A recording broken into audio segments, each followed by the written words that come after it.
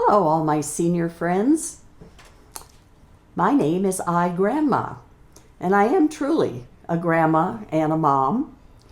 My purpose is to help you learn how to use the iPhone.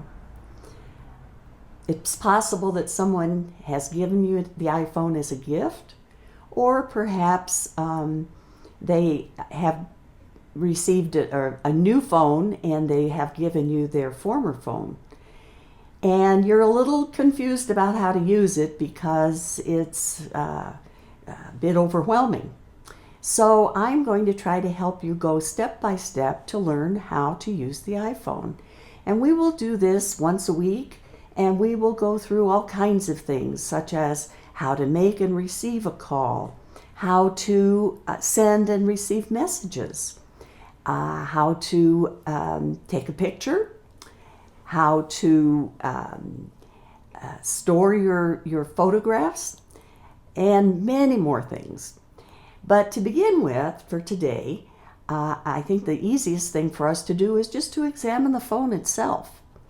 When I was 70 years old for my birthday, I gave myself my first iPhone.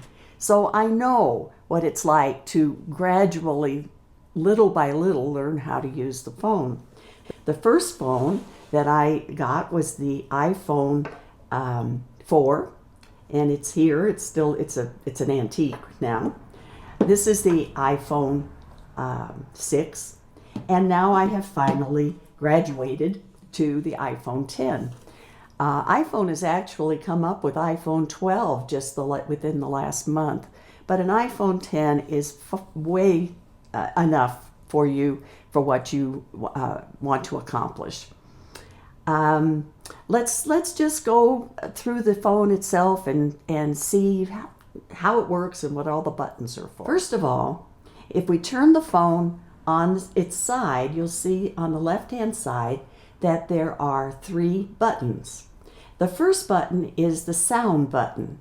At present, it's off because you see that it's showing red.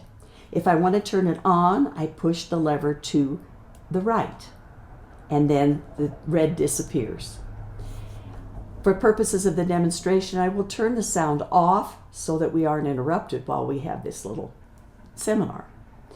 The next button is the volume button, and it will increase the volume if you push it. And the second button is the volume button to decrease sound. And there is also a very clever little secret that you will amaze people that you know.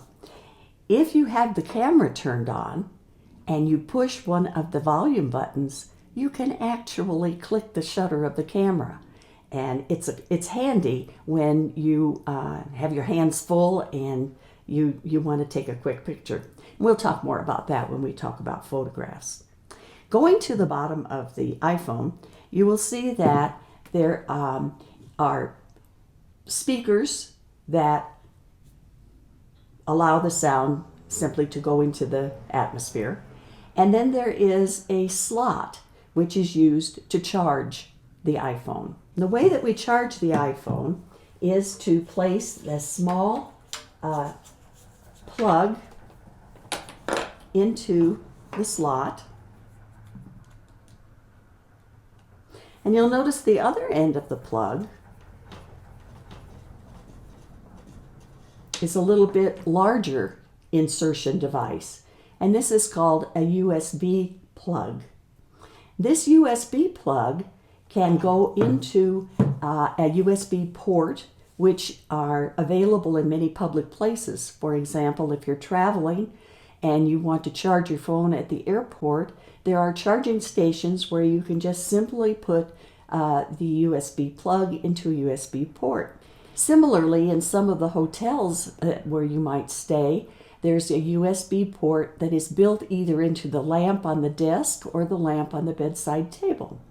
Now, if you don't have a USB port to plug in, there is an actual plug that comes with the cord, and you push the USB plug into the cube, and then you can plug it into a regular outlet, wall outlet, to charge the phone.